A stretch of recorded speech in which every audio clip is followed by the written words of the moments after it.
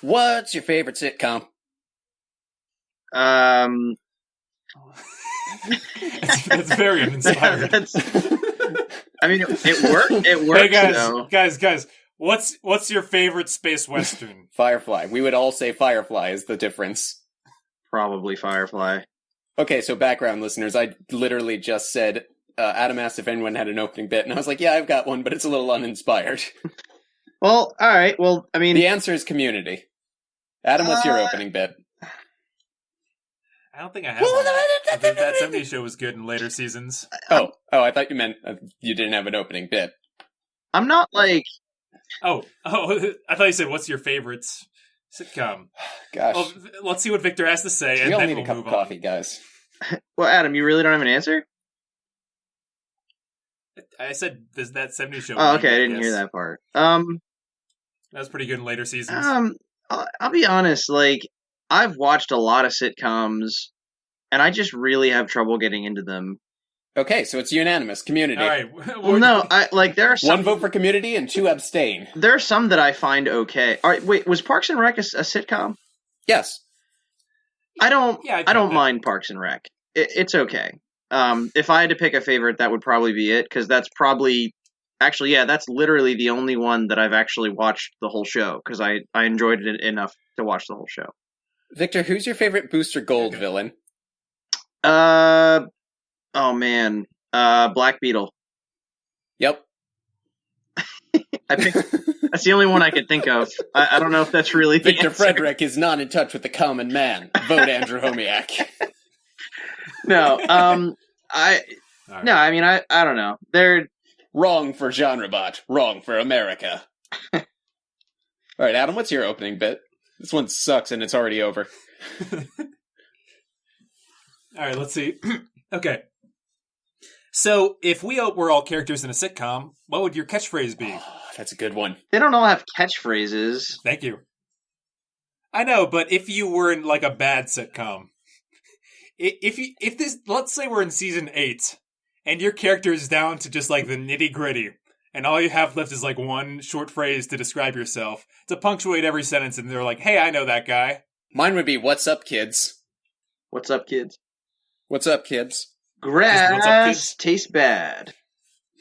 Victor, what would your catchphrase be? That's pretty. I don't know. Actually, catchphrases, it's like they kind of need to just happen. Like, I like got it. Victor's catchphrase would be like, "Here's the thing." That's not a catchphrase. That's just a thing that I say. But if you say it often enough, it would be a catchphrase. A catchphrase doesn't have to be attached catch. to anything else. Okay, here's the thing about catchphrases. He did it! And I knew it was him, too. Andrew, I imagine your catchphrase is like you have fallen off a ladder and you're like hanging from like a Christmas light as a bungee cord in the window of our sitcom apartment. And you just say, "What's up, kids?" Like that's solid. That's good. Really Adam, what's good. your sitcom catchphrase? Oh man, I came up with the question. I should have thought of this at all.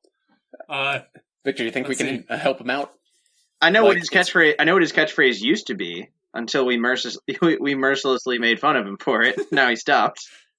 Oh yeah. I'm something of an expert on X.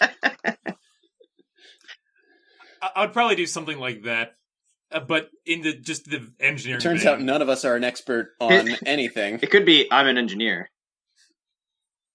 Yeah. Don't worry, guys. I'm an engineer. But I also say, "Don't worry, guys." It that never could really actually applies. be funny on a sitcom if you only ever said it at times where it absolutely doesn't apply. yeah, right. I think my dog swallowed something. Don't worry. This is a matter of fluid displacement. And then you're just like, one funnel and a schnauzer later, it's out. Man, a schnauzer sounds like it might be something like a funnel. What? What? Well, like, it sounds like a tool that you use. But, like, you are familiar with schnauzers. Yes. Yes, okay. That alarmed me for a second. Like, have you never heard of the world's... Well, not the greatest dog. It's an alright pupper. It's like if I said, "Oh, here, let me get that fish and tackle. Oh, here, let me get that a funnel and schnauzer." Oh, yeah. like Funnel and like, Schnauzer. Weekdays at 7, only on KPR. Like two schnauz, like it schnauzes. Like it's a schnauzer. All right. Okay. You get it to schnauz things. Yeah. Very quick sitcom pitch. Funnel and Schnauzer. What's their two? Oh man! Oh my gosh! The funnel just says "Oh dip." I thought Funnel was going to say, "Here we go again." And the Schnauzer's catchphrase would be the schnauz nows. Nope. No, this is going to be a great episode, guys. Here and I'm going to put a moratorium on catchphrases for the actual episode proper. Can we wait? At the end of this episode, you need to have a montage of every catchphrase we uttered in this entire episode. Victor, I swammed John. Okay, you tricked me. You did that eye thing a couple episodes back, and I haven't forgiven you. Andrew, you don't have to do things that he says. Yes, I do. Apparently, I'm a servant of the people, Adam. I'm going to see what I can get away with getting him to do now. I mean, now I got to keep track of all these catchphrases that Victor's going to drop. Somersault jump. Give me some love, time in a dream. Give me the hope to run out of steam.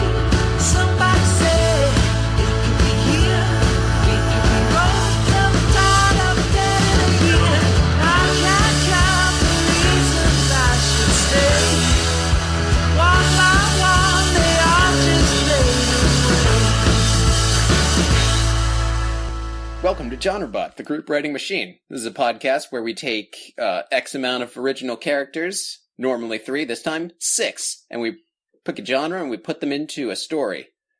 I'm Andrew. What's up, kids? And I'm that boy, Vic. And I'm Adam. Don't worry, I'm an engineer. And today's genre is sitcom pilot. We're out of ideas. That was a pilot. I'm kidding, by the way. I'm not out of ideas. I am, though. That's why I chose No. sitcom pilot. Next time, it's going to be just an episode where they go camping. Andrew, tell us about sitcom pilot movies. Well, okay, this is a departure for us because normally we say we do movies, but TVs can have genres. Yeah, a sitcom is... like Firefly. Yeah, that's Smart a genre. TV, plasma TV. Oh, I see what he's doing now. Anyway, yeah, a sitcom is like a televised, situational comedy television show. That's where the term sitcom comes from. Good job, creepy etymologist. I don't know what you're talking about. Can that be a new recurring character? Yes, Creepy oh my god. etymologist? Yes, I'm writing that down. There's 2 kinds of sitcoms. There's multicam. That means... That's where there's multiple cams. Which is like I Love Lucy and a lot of classic 60s and 90s sitcoms. It's the kind of sitcom with like a laugh track, like Full House or like My Two Dads. And there's also kind of more modern sitcoms like 2.5 Men, that's what it's called, and The Big Bang Theory, which we're never talking about again. I like how your modern sitcoms are like 15 years old. I don't know how old. They're modern. They're still going. Yeah. Yeah, 2.5 Men ended like 7 years ago. No, it kept going for a long time. Oh, They that's got very sad. I'm sorry, two years ago. They my got mistake. Ashton Kutcher to do it, and it was like, why? Yeah. I didn't think he lasted There's also that long. single camera shows, which are mostly known for like the revival that they had in the 2000s and late 90s. Shows like Scrubs or The Office or Parks and Rec or It's Always Sunny or my favorite, Community, the best show. It's Streets Ahead. But there's also some older ones like Leave It to Beaver and Gilligan's Island are technically single camera sitcoms. They do feature laugh track. Didn't Gilligan's Island have a laugh track? Yes, they did. Modern It sitcoms. did, yeah. Modern sitcoms don't really have laugh tracks in the single camera format. That's kind of part of the revivalist. They kind of got away from Okay, that. so- Now they make it more like either mockumentary or just straight up like it's just a show. Right.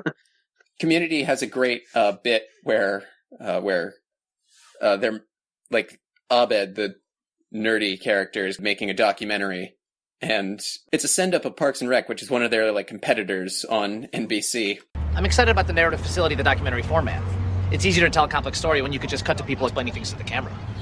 But anyway, yeah, I mean, I don't know, like the sitcom, there's so many, like there's so many, And they're very Yeah. easy to do. It's not hard to just throw a couple ideas together and you're like, oh hey, yeah, it's a house and they live there, Well, but they're mouses. yeah, Mouse, and like mouse. this is I forgot Friends.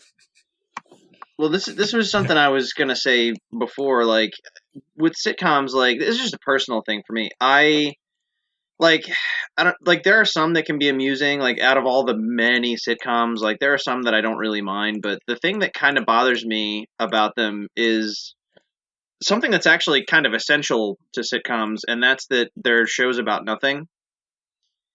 Where it's like.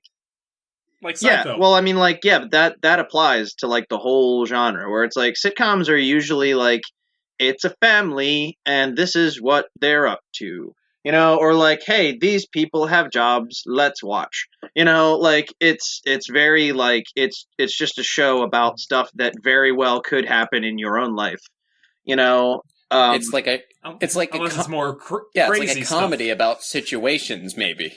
well, right, but like.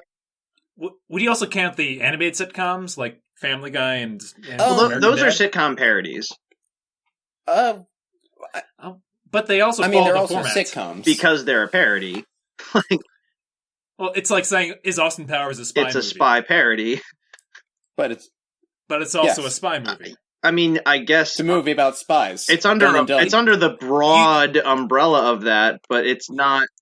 You are what you eat in this I terminology. guess. I mean, it's making fun of spy movies. So by being we need like a funny spy, we movie, need like a swear jar, but it's every time somebody says parody or like somebody tries to make the exact definition of a genre. Well, anyway, let me get back to real quick. What I was going to say is, I think what the only time that I actually really care about sitcoms is when it's about more than just, hey, this is a funny situation. Imagine that if Everyone Loves Raymond. It's like, hey, his mom's annoying. Isn't that funny? How moms are annoying. Like, I think. Yeah, My like, mom does right, that. like I think it's Ah. great when, like I said earlier, I don't know if it'll make it into the final recording, but I was like, I watched Parks and Rec. I, didn't really mind it. That had a lot more going on. Like, it was a little more unique, and it was like it was almost a little bit hyperbolized. Like, it was the real world, but a little bit exaggerated. See, this is the thing, and this goes back to your Marvel DC kind of. You got, I'm at the point preference. where I don't even bring comics up anymore. The whole world just does it for me. Well, I mean, the thing is, sitcoms are about nothing, but they're character studies. Like this, a good sitcom is good because it has strong characters that are unique or interesting. A bad sitcom is boring when the characters are just like, whoa, it's a dork. Whoa, it's a crazy guy. That's it. Yeah. Or like reference. All right, let's. Yeah, like a show like Community or Parks and Rec or The Office has very good character development, or It's Always Sunny. That show is great. Yeah, that's okay. I've seen a Well, bunch of episodes. okay, it's good to those that like it, including me. Yeah, no, I don't dislike it. It's like I said, they're not like something I get super into.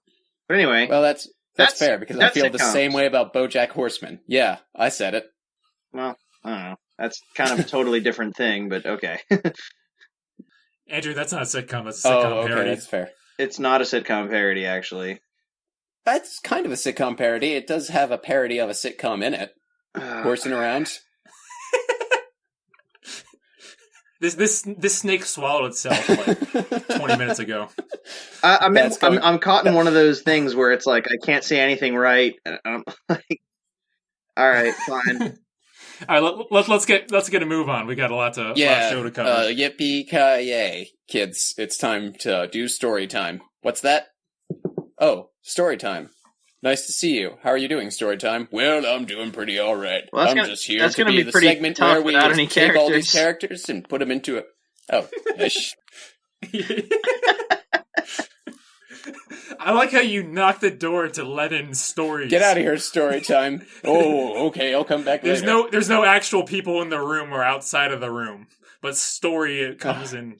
And then we're gonna take these stories and we're gonna put them in a three act character. It's time for character time. Oh, who's that? Oh, hello, character time. It's me, it's character time. I got the call. Are you the segment where we take all our original characters and pitch them to one another for the first time? Yeah, that's me, character time, but I've been putting on a little weight, twice as big as I normally am. I'm sorry to hear that. Have you tried swimming around? Yeah, I tried swimming around. Have you tried eating some plankton? Yeah, I tried eating some plankton. Well, I guess that's about all the segment can do, huh? I imagine we're not doing this that whole bit. whatever this is referencing is really funny. I like how we just said references were bad. We did. Like, within the past 5 minutes. Anyway, yeah, that. So, Adam, why don't you go first? Oh, cool. I gotta set the tone for the entire episode. All right, fine. I didn't know I was putting pressure on you. Victor, go ahead. No, I'm fine with it. I'm cool. I'm just saying, like, who knows what I could do? I could be like, all right, there's two people and they're both space cowboys. Yes, my character is a little boy who's actually a 600-year-old alien man. His name was Anything Killy could the happen. Split. Anything could happen. Anything can happen, and will. So my character's name is Liam Young. It's good. It's a good name. He's about 30 something years old. It's a classic terrible sitcom age. protagonist age. Terrible age. Worst age. Bad. No. That's fine. And he was in a car accident when he was younger. Or maybe it was a while back. Maybe it wasn't a car. But he was in an accident a while ago. And now he opened a bar. Oh. Yeah. The bar is called Spirits, and he's a ghost. Yeah, I see where you were going at there. With the I mean, it could be any sitcom with a ghost bartender. That is true. It'd also be funny if, like, we didn't point out that he's a ghost. Yeah, it could be just a kind of inferred thing. Like, maybe only, like, 2 of the characters can see him. Yeah. Oh, it could be a Mr. Ed So scenario. does the bar one not person- have beer? No, it's a regular bar. It's just a ghost runs it. It's like Spirits is like only liquor. I mean, it's... I don't think that's it's the a I catchy don't. I don't name. think that the title of that business properly captures the I mean, the nature of the business. I don't know. I'll stop talking. Well, what's a Google, really? yeah, you don't go to a coffee shop called on the grind or whatever, and it just sells coffee like grinds. googly eyes, like wow, like we know everything. Dunkin' Donuts isn't requiring you to dunk your donuts. Yeah, I mean, have you ever tried to walk out of Dunkin' Donuts without dunking a donut into a cup of coffee? Yes. Didn't go well, did it? No, you're right. Security actually caught him. He's now Adam is actually a ghost with a bar. Speaking of that, what's your other character? My other character is named Natasha Walker. Ooh. Walker, not Walker. I'm waiting for her. I'm waiting for her to like not have legs or something, because that's how I'm seeing. I'm starting to catch on to what Adam does here. No, she's just your regular old bounty hunter.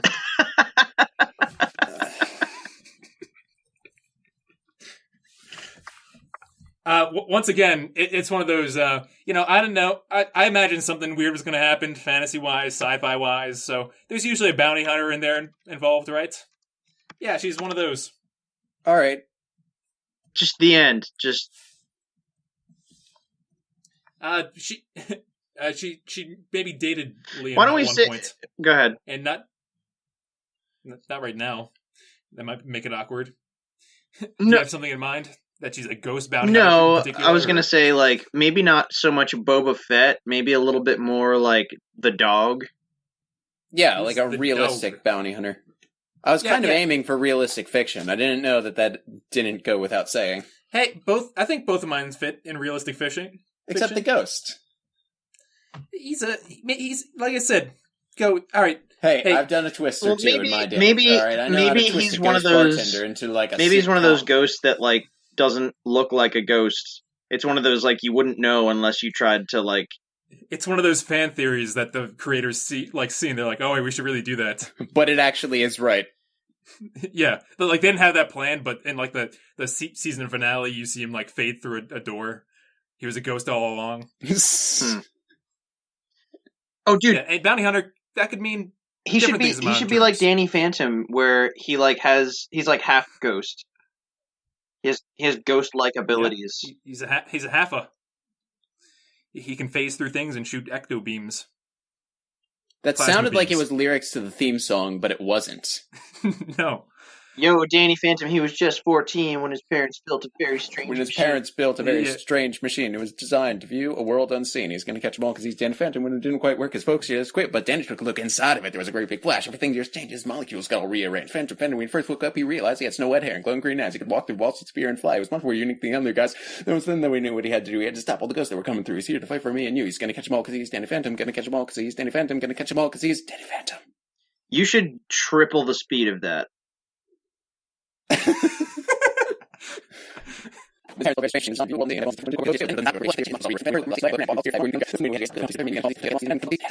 right. Now ask me Andrew. something important. What's a 401k? I don't know. I think once you get $401,000, then you can retire.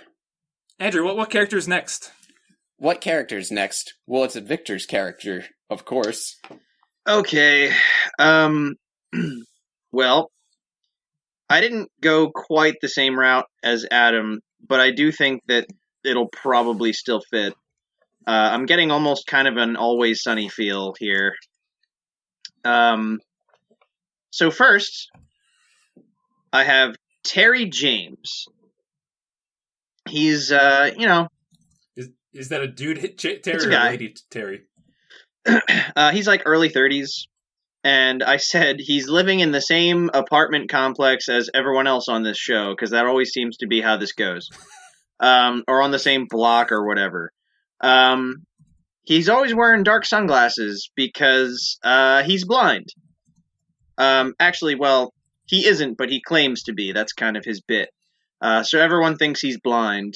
But anytime that somebody catches him, which I imagine is like a recurring thing, every now and then somebody catches him, he manages to convince them that he's only pretending to be blind to hide his secret identity because he's actually a vigilante. Okay, so that's his thing. You know, Works. there's actually a conspiracy theory that Stevie Wonder is I've heard blind. that theory, and it actually is kind of compelling. All right. My next character is Paul Judge. He's a little younger, like late 20s. He's living in the same area, of course. He's kind of an emotional guy, maybe a little evasive. He genuinely cares about people, but he kind of like creates a lot of drama, like especially since he's just kind of reluctant to like make a lot of friends. Doesn't really get into a lot of relationships, and and he's also secretly a vigilante that fights small time crime at night. All right. Vigilante. Now the thing is, Terry doesn't know that there's actually a vigilante. So we're gonna get like a Prince of the Pauper type thing switcheroo going to happen here, right? Maybe not Prince and the Pauper, Right. but I imagine that like they're not going to be like roommates or anything, but they're going to know that each other exists, and it's going to be a thing. Like, I think what's going to happen is Terry's going to find out there's a vigilante and just be like, "Oh man, do you think does everything I lie about come true?" And Paul's I thought he'd just start pretending to be that guy. Well, and then specifically. Paul would, yeah, well, probably. But then, like, Paul's going to find out that this dude claims to be vigilante, and he'll be all outraged, but can't say anything. Because what's he going to say? Well, I know you're not, because it's me. Like, That'd probably be a pretty good cover to throw everyone off your track. Like, oh, he's pretending to be a vigilante? Yeah. Great. My identity yeah, is like maybe double that's, good. yeah, so that could maybe be, like, something.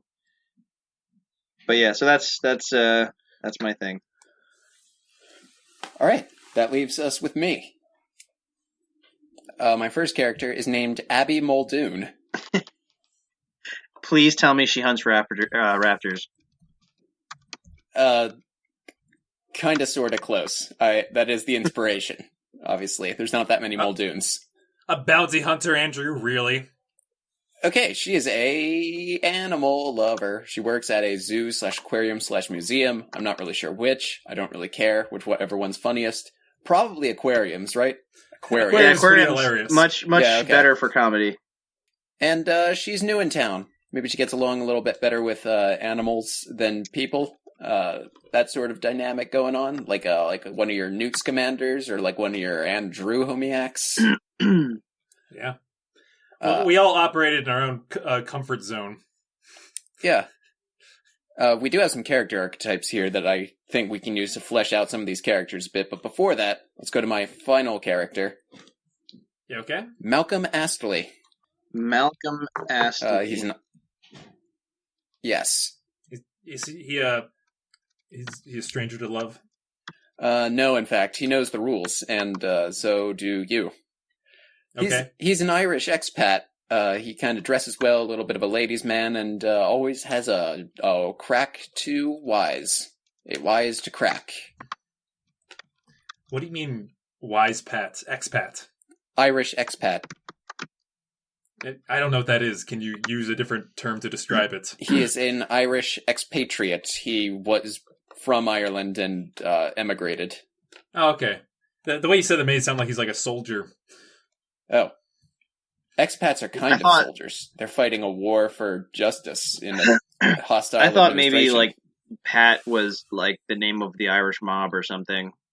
Like wow, okay. You guys did not know the word expat. I will. Expat means sounds like- expatriate. Expat means expatriate. Victor does creepy etymologist the best. It sounds like a sci-fi thing. Like, oh, expats are coming down to the station. They're blowing things up. We need to build a The sphere. Expats sounds like the name of a rebel faction. It really does. Yeah, you get what I'm saying. I do, yeah. All right, cool. Well, that's six peoples. Well, thank you, Character Time. Sorry, it looks like you have an appointment. Yeah, I got an appointment. You got a look on your face that says, I got an appointment. Well, I won't keep you, because it's time. It's about time that I thought somebody would... Oh, that's them now. Guys, Hello? this is so bad. Oh, hello, this is- story time. Yeah, story. You left me standing outside for like a half hour, man. Like you opened the door and you looked happy to see me, and then like you let all these other dudes in. Well, it wasn't time for you yet, story time, but now it is. Story time, what kind of segment are you? Well, I'm glad you asked. I'm a segment where I take all these people that you have in here, and I cook them up and eat them. Oh. Story time. That kills people. Oh, hey. All right, so Yeah, so this is Okay, the part where we so take our let's- characters and put them into a story. If that wasn't abundantly clear. I love how Victor like immediately denounced that idea. It's like, this is dumb. Then he just like next breath went right into it. I don't know. It's like, what am I supposed to do? Sit here and just be like morally outraged about everything? Nope. I wouldn't be in this podcast for so long, guys. All right, so Andrew, you No, mentioned archetypes, right? There's yeah. something. Yeah. This is kind of a little formulaic, so I don't know whether or not we'll stick to it, but it is a formula that works. There's Might be a good stepping stone Yeah. to get us started. There's 5 character archetypes listed on TV tropes.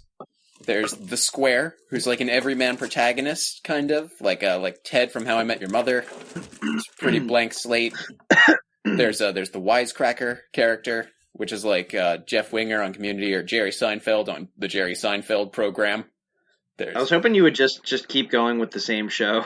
I haven't watched How I Met Your Mother. Matt watched every episode for some reason, and I can't for the life of me find out how. Fia went through a phase where, like, every time we saw him, he would make us watch at least 3 episodes. So I've seen, like, a bunch. I mean, completely, all out of order, too. Okay, there's the bully character, which is like Pierce Hawthorne, or the janitor from Scrubs. There's the dork, who's like Ross from Friends, maybe. Kind of a dorky dude. And then I'm not sure if I agree that Dork and the Square are different people. There's some subtle differences. But, there's subtle differences in the 5 main archetypes. You know how lust and greed are very similar? They are. Oh. I tried to riff a good example. that didn't work. You're right. Continue. The dice hate you. And then finally is the goofball, which like Troy Barnes or Benjamin Franklin Chang from Community or Kramer. Once again, I think Joey. Leon. I think Goofball and what's the second one you had? Wisecracker. No, those are. Do they have to be separate? The Wisecracker's a bit more dry. I guess. Okay, I guess what you're saying. Like he's more of a. It's like snarky. Yeah. Yeah, it's like the difference between Seinfeld and Kramer. So what? All right, let's take a break here. Can I also just say, for the longest time, like before I knew anything about it, I thought the movie Kramer versus Kramer was like a spin-off show from Seinfeld that was just like the guy who plays Kramer wearing like different ties on like 2 podiums, shot like Gollum style, like debating himself. He was doing an Eddie Murphy bit. Yeah. Well, that's not it, Andrew. Nope, that's not what that show's about, or that movie. Why don't we take a break here for a second and figure out which of these archetypes are each of us in GenreBot? I'm the goofball. Can I call Wisecracker? No, you're the Square. Adam's the Wisecracker. Andrew's Are you right. Serious? You're outvoted. Yeah. How am I the Square? You're the That's everyman. how. Right there. That line. Exactly. I'm not the Square. You're the lovable everyman. I disagree, but I will defer to number Victor, 1 being outvoted, and also the fact that means I'm the main character. So, haha. If you were the Wisecracker, what would I be? What's left? What were the other ones? Oh, dude, wait, you're the nerd. I want to be the nerd. That's me and Victor. Yes, you are. Victor, apologize. Well, describe the nerd again. Like Ross Geller. If anything, that's me, but I'm already definitely the goofball. Yeah, well, it's not about the name, it's about how they function. Like, you're the guy that always knows stuff. Helpful stuff. How's that what the nerd is? Think he's like the socially inept one. Like the one that's all like, in a fluster because, he's got that report to do in the morning for Dr. Cornelius. And that's very much Andrew. Well, okay, but I'm already. You know what? I don't know if we're going to be able to. All right, GenreBot listeners, why don't you send your votes for which ones we are? Okay, to Victor. us? The problem is there's only 3 of us, and there's 5 archetypes, so there's going to be overlap. Yeah, I think that makes sense. But you're definitely the lovable everyman. I think we all have a little bit of Square in us. I think we all are going to have a lot of trouble categorizing ourselves. Yeah. For all. Okay. There's a certain element of insecurity here. It turns out real people are a bit more complex than that. Now that we've gone through a sitcom plot in the past 2 minutes, let's write one. Yeah. Now that we've done this on easy mode, let's try. It's a great roaring success. Let's apply these archetypes to these characters. The more I've been thinking about this episode beforehand, I was thinking, like, I don't know, we might want to pitch, like, a couple episodes. Okay, well, story time's going to come in 3 parts then. The first one is we're going to figure out their situation. How do they all know each other? Do they all go to the bar, like Cheers? Do they all have a apartment complex kind of thing? Like that, yeah. Do they all go to school together, like Community? Do they all work together, like The Office? Are they all racist, like that one show about that guy in India? Outsourced. Something actually just hit me. I don't know how. You're in a basement, right? What if Yep. the pilot is about how this guy Liam is he claims to be the owner of this bar, Spirits. Like we're not at the bar yet, okay? And Liam, let's say, let me see. Let's say he hangs out with Terry and Abby, and Paul can show up later. And let's say, actually, maybe Natasha too. Maybe those. I don't know.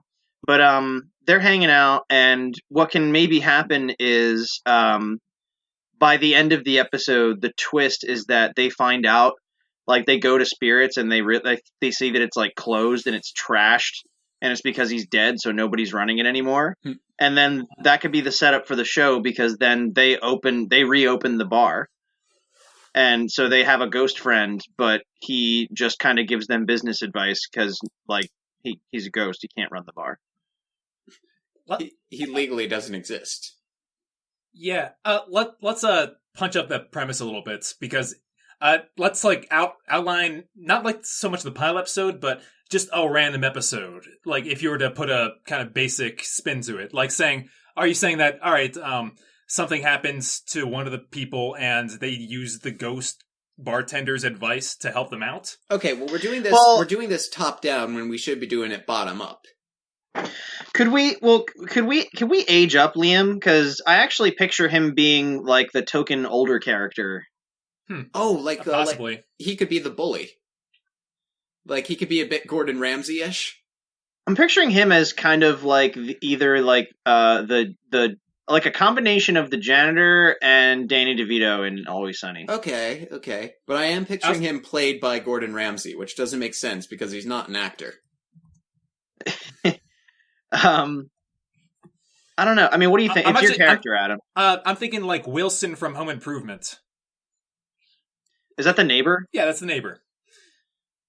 Is that the not role bad. you guys are talking about? The kind of the guy you go to for advice, tips when you need it? Maybe. I kind of picture him being sort of a comedic character, though. Yeah, that's he fits that role, sort of. That could work.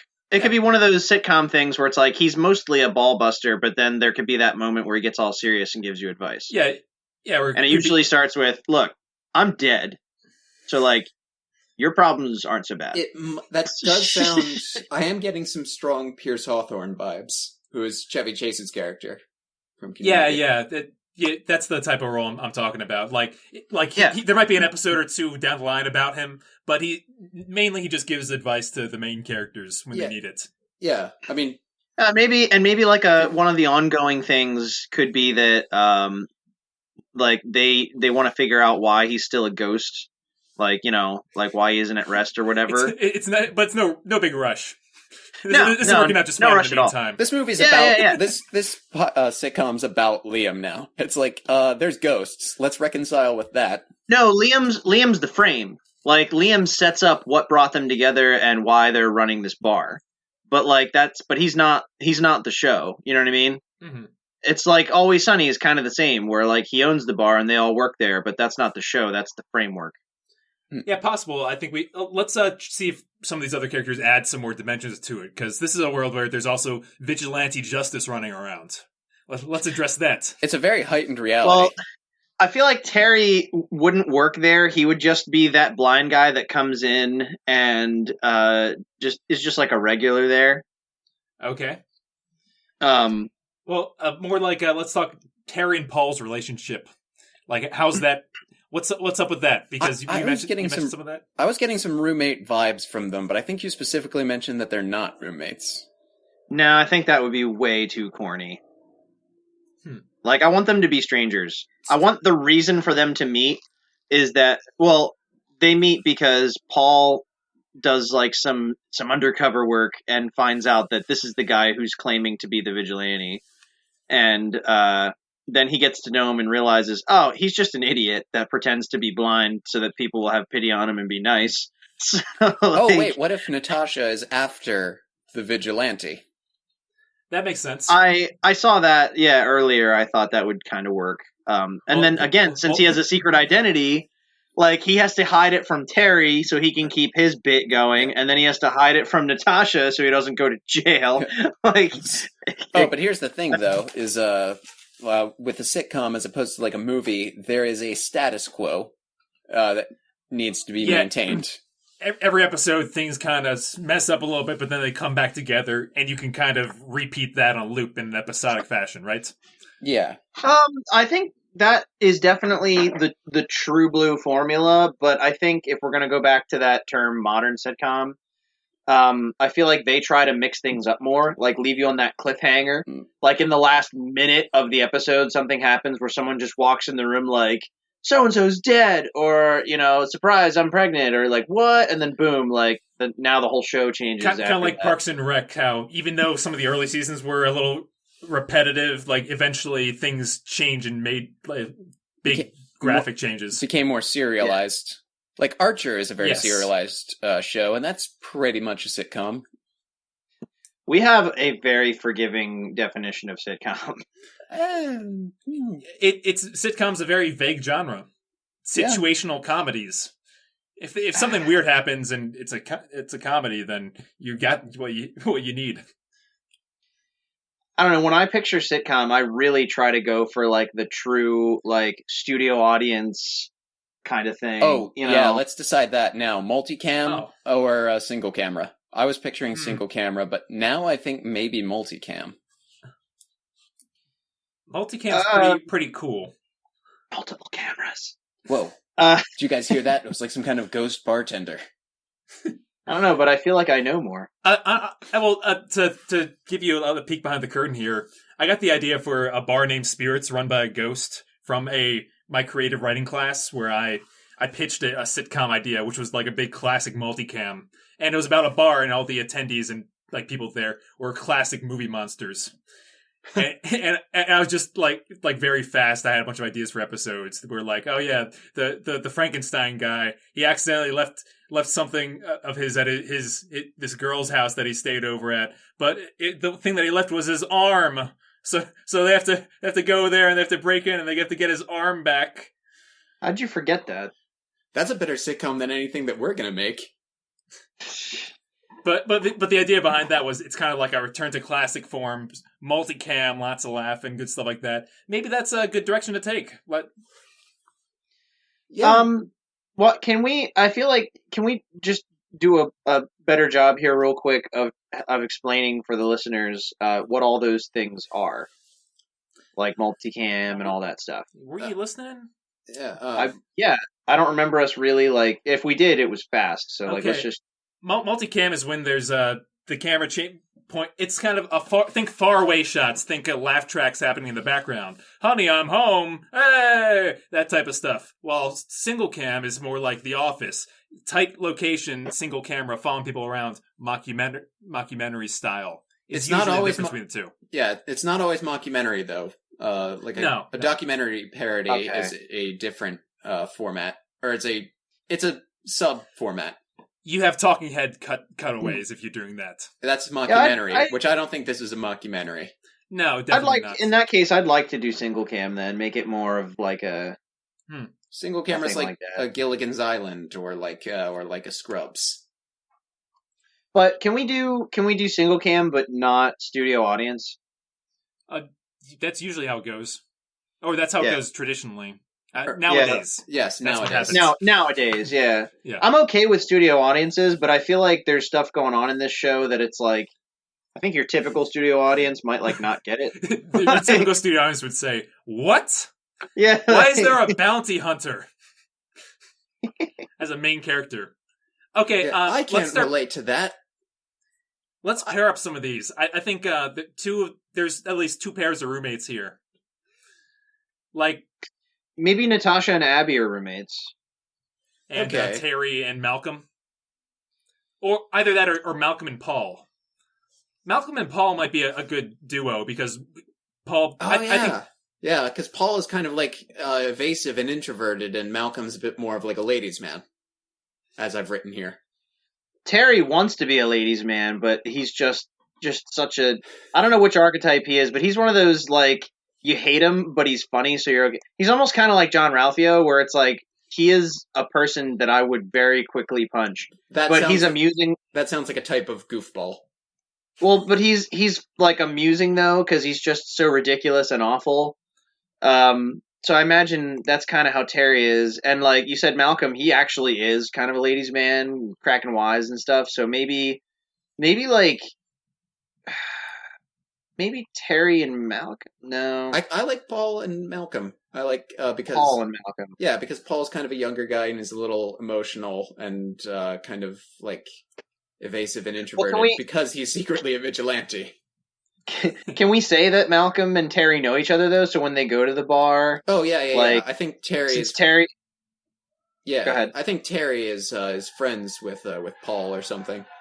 Because like Terry's like I said, I just picture him being that dude that's always sitting in the corner of the bar, giving someone the sob story about how he's blind and everything.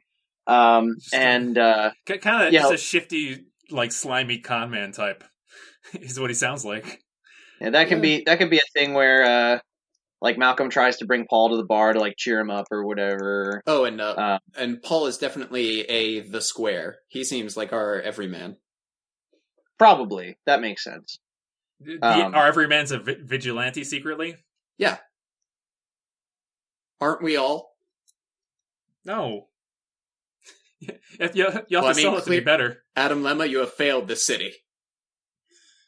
Oh well, wait. Who runs the place? Because that's a good question. I like the idea of them running it because Liam wants it to keep running. I think you know what I mean? Terry kind of maybe he wants to run it. Terry can't run it. No, pretend to be blind. He's a regular. How about Abby and Natasha? Okay, the two of them. Yeah, it's possible. Well, actually, let's say Natasha. Well, how about I think Abby might be a more interesting one to have run it. What if they she already works somewhere else, or maybe she did. Yeah, that's possible. Maybe she worked at an aquarium but can never go back. Maybe in the pilot she does something really ridiculous at the aquarium that gets her fired, and then it just keeps getting referenced for the rest of the season. What if she frees a manatee or something?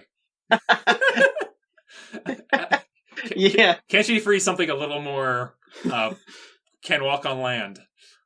I mean, what if she was just like, what if she's actually like insane and that's like her thing is that she seems really normal and then she'll just say something really off-putting like, look, I mean, if getting a degree and getting hired at this aquarium all as a plan to free these animals from their disgusting human captivity is crazy, then I guess I'm crazy.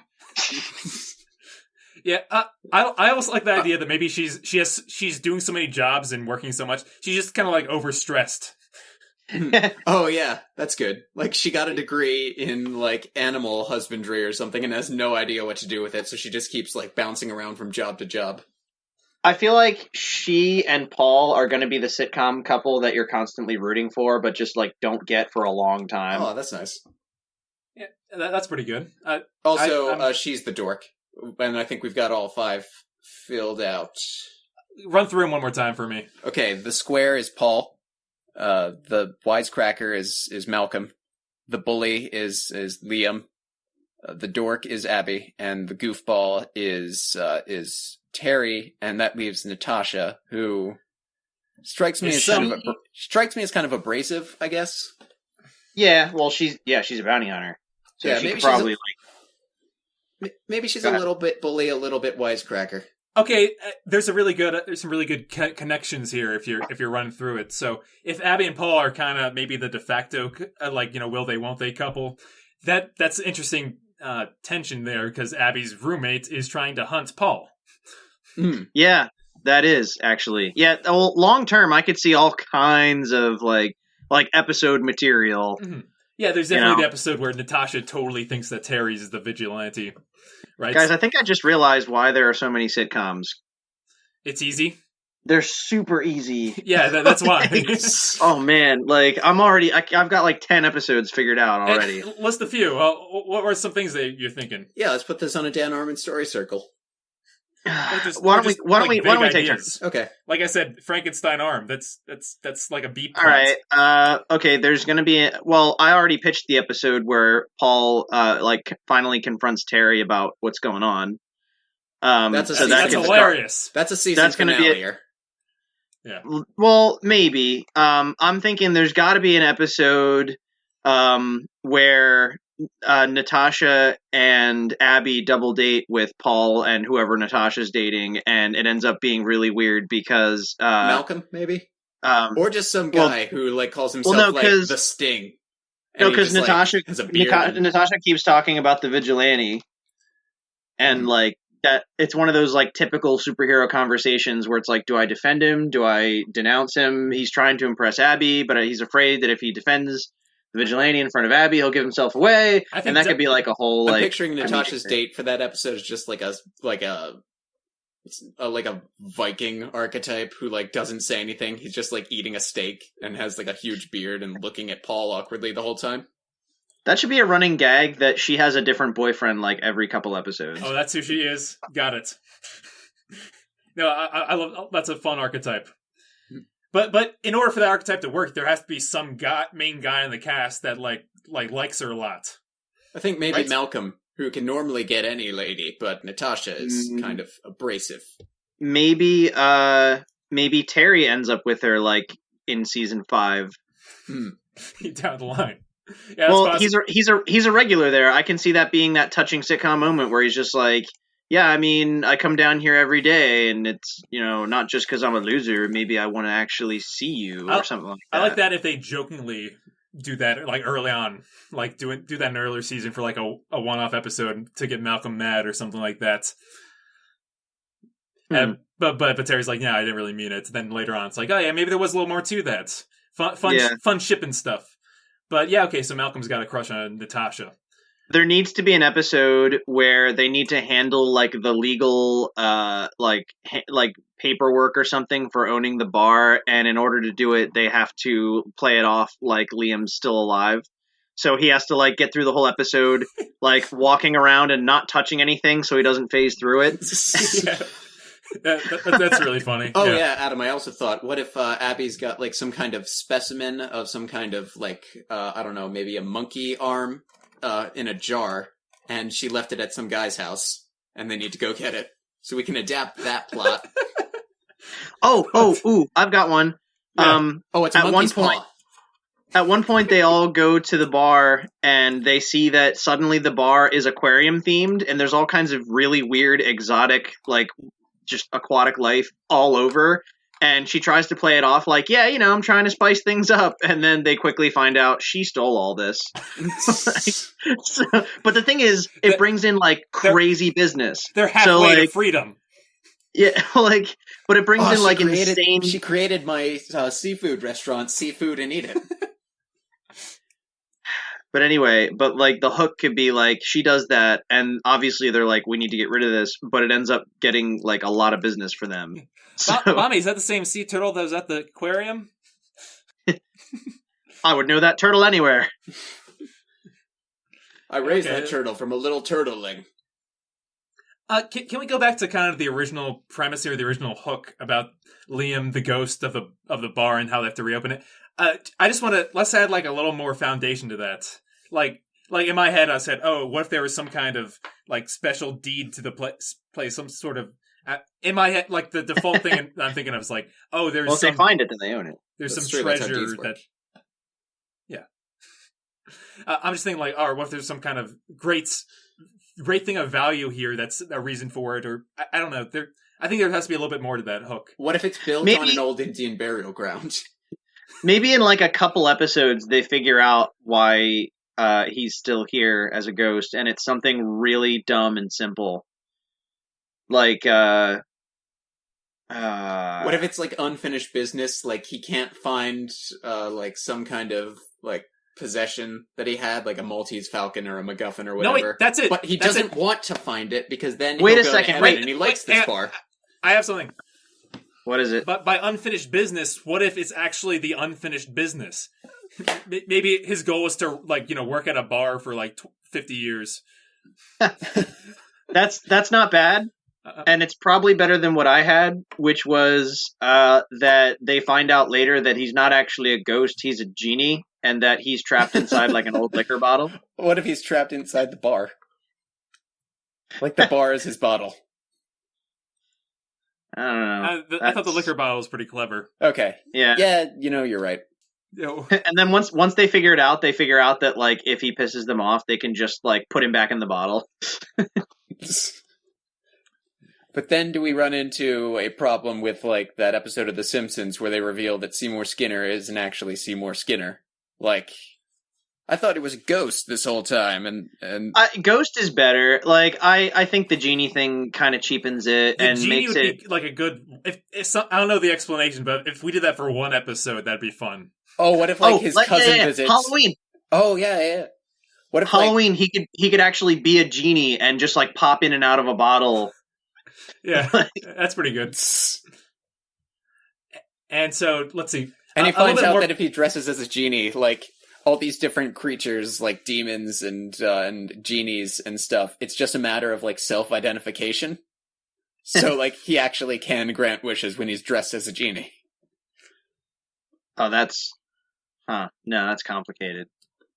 Something finds a ghost outfit that gives genie powers. I don't know. That's not our best episode, guys. That's when we jumped the shark. Oh, how is this sitcom going to jump the shark? She works at an aquarium. It jumps the shark because he eventually the place becomes famous because it's haunted. Well, that's not. But you know what I mean when I say jump the shark, right? Well, they do something really ridiculous that like murders the show. That does. Victor's right. That does sound like something that would murder the show. Actually, you're right. You know, there was an episode of Happy Days where they literally jumped a shark, and it was the best episode. As Jeff Davis says on Harmontown, I think that show jumped the shark way before they jumped the shark.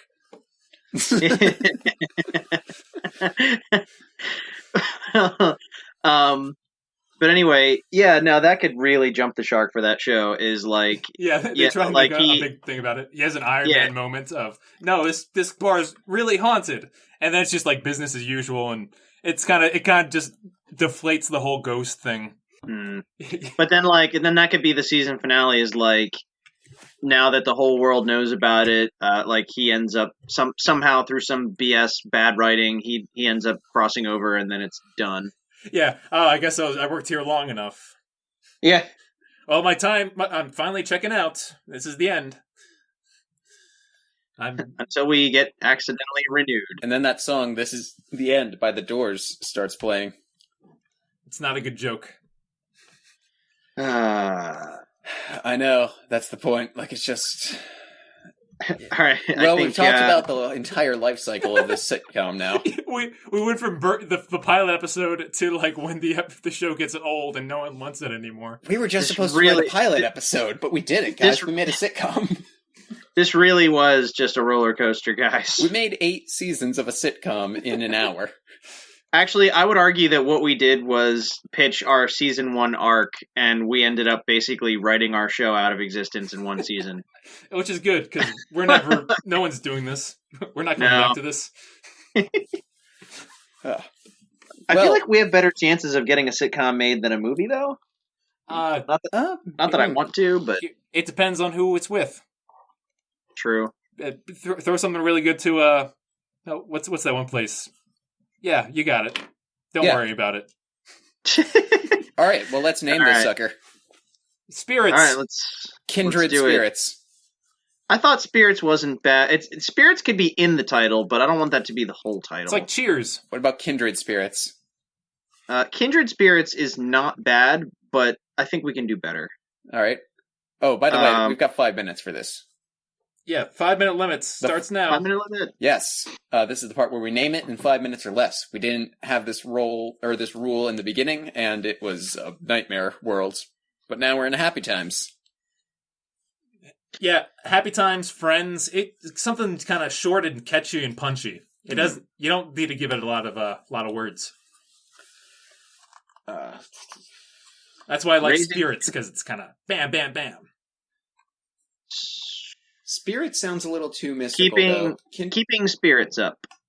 Raising spirits. Raising spirits and kindred spirits are about equal, I think, in terms of goodness, and they're both better than just spirits. Because spirits is a little too mystical, although I definitely want to put that in there.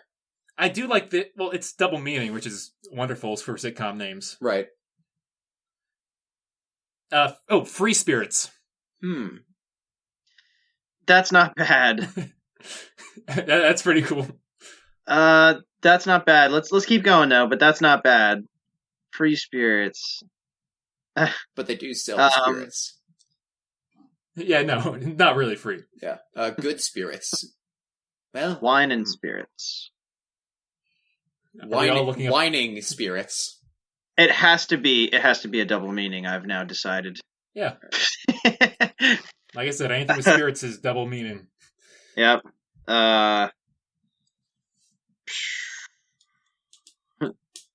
Angry spirits. That's the spirits. I think that's pretty good. No. All right, Google. Free Spirits is the best so far. I don't think we're going to top it. I don't know why you're trying.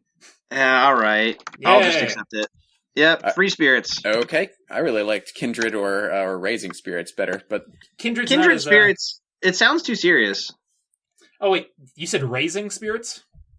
Yeah, I said that one earlier. Yeah. Yeah, well, that's a little bit of a different double meaning with that. I didn't realize that the first time because you're actually raising like the building up. Yeah, yeah. It's like raising. It's hope. okay, but I feel like when you hear raising, you're gonna think like raising a kid. Yeah, that's the other thing because of raising hope. So in that case, yeah, why don't we just go Free Spirits? Free Spirits works for me. Yeah. Woo. Okay, I'll live with it. Woo! Put that one in the Adam book. Yeah. All right, just like that. Yeah. All right. Yeah. Well, thanks for listening, everybody. If you want to hear more of our show, you can find our website, tinyurl.com/genrebot. Most recent 26 episodes are on Spreaker, Stitcher, Omni, and of course iTunes, wherever podcasts are found. You can also follow us on Twitter at Genrebot Podcast, and you can find us on Facebook just under the page Genrebot. There's an alternate Twitter feed called @Genrebot. That is not us. They are our next door neighbor who's up to no good, I bet. We've never seen their chin. No, we haven't. Newman. Can't prove it's there. Yeah. And furthermore, we have another episode planned, actually, this time around. We do? Yes. It is Victor's turn for an episode next week. My turn. We doing a return to form, or? All right. This one, I'm surprised has lasted this long without us doing it. Oh, who's that? It's Victor's genre. Hello, it's me. I'm Victor's genre. No. This is one that I actually consider one of my personal favorite genres. Like, I know that might shock you that it's not like superhero or whatever. We don't know yet. It could totally be that still. I'm not the square eye of death. No, I really, really like this one, so I want to do a good job with it. That never works out bad for us when we say it's our favorite and we want to do well. It's not my favorite, and I just said I want this to be a good one. That's not whatever. I mean, we've done enough episodes. I'm just saying that's usually when we kick ourselves for it. That's when we overthink it and we get ahead of ourselves. But yeah, I think if we give it a good effort, we can try our best. We've done 61 episodes. We're going to do a psychodrama. Ooh. Psychodrama. So this is a movie that will have little to no action and a small cast, and it's focused mostly on interesting concepts, good characters, and good stories. So you want our next one to be a good movie. Well, this next genre is good and interesting. Required reading, Ex Machina. Okay. Gotcha. Okay. All right, guys, that's it. All right. So, Yeah, thanks Sounds for good. listening, everyone. You can find us on iTunes, Spreaker, Stitcher, Omni, wherever podcasts are found. We're also on tinyurl.com/JohnRobot, Twitter @JohnRobotPodcast. We're not at JohnRobot. I don't know who they are. We're also on Facebook at just JohnRobot. Next week, we're doing a psychodrama, thanks to Victor. So, bye, folks. Always improve your homes, cheer your friends in your community. And it's always sunny in Philadelphia, so Seinfeld. All right. That is enough. I am ready to stop my recording. I'm ready to stop my life. But Iris.